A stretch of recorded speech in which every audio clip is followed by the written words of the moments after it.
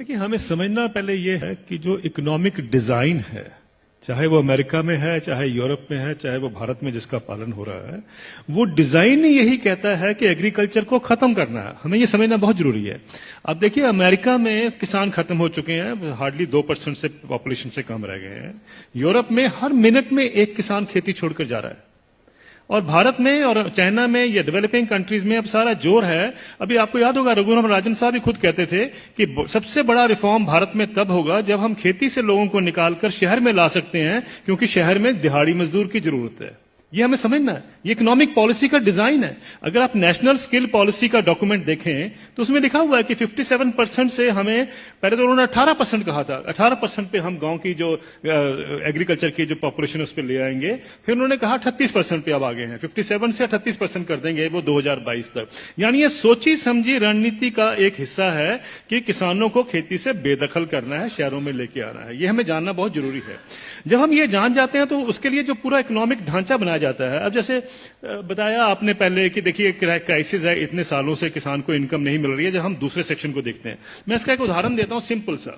1970 में गेहूं का दाम 76 रुपए प्रति क्विंटल था, जो 2015 यानी 45 साल के बाद बढ़कर 1450 रुपए प्रति क्विंटल हो गया 2015 में।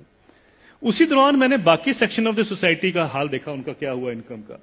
मैं सिर्फ बेसिक पे और डीए ले रहा हूं। उसी दौरान में 45 साल के पीरियड में सरकारी मुलाजिम की जो बेसिक पे और डीए है वो 120 से 150 गुना बढ़ गया।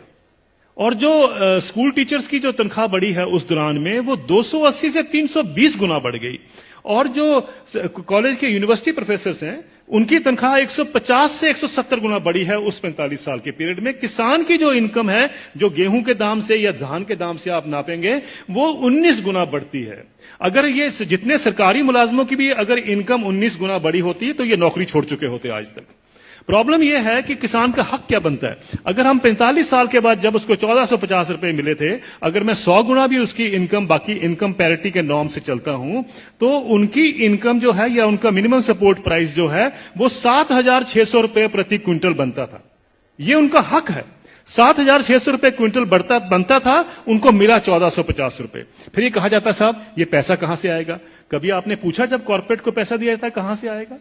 कभी आपने पूछा 7वां वेतन आयोग का पैसा कहां से आएगा? 7वां वेतन आयोग जब सारे देश में फैलाया जाएगा, अभी तो सिर्फ सेंट्रल गवर्नमेंट का है, तो क्रेडिट स्विस बैंक की स्टडी कहती है 4,80,000 करोड़ रुपए हर साल एडिशनल खर्चा होगा। किसी ने नहीं पूछा कि पैसा कहां से आएगा। किसी ने नहीं कहा कि फिस्कल डेफिसिट बढ़ जाएगा।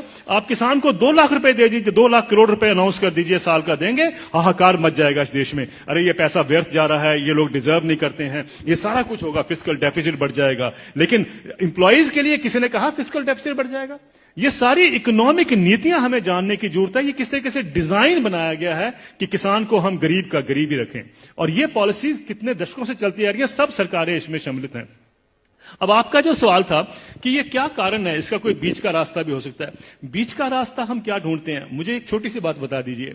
जब आपका इनकम मिलती है, 7वां वेतन आयोग मिलता है या किसी को भी अपनी इनकम मिलती है, तो क्या कभी किसी ने सोचा है कभी किसान को कभी हाउस रेंट मिला हो, कभी एजुकेशन रेंट मिला हो, कभी हेल्थ अलाउंस मिला हो, कभी बच्चों के लिए मेडिकल अलाउंस मिला हो?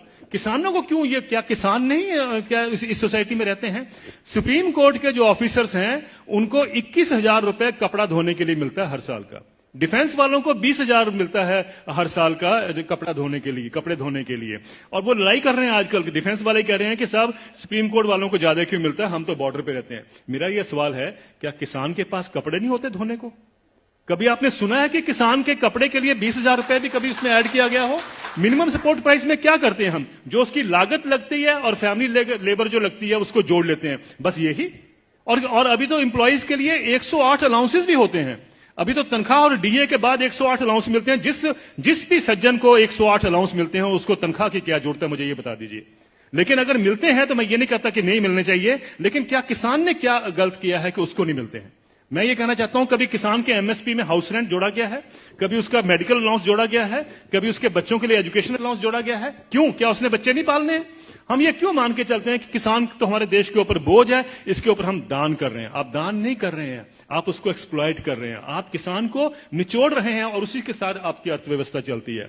यह अर्थव्यवस्था के जब तक हम ढांचे को नहीं देखेंगे, हमें समझ नहीं आएगा कि किसान को मार इतने सालों से क्यों पड़ रही है। क्या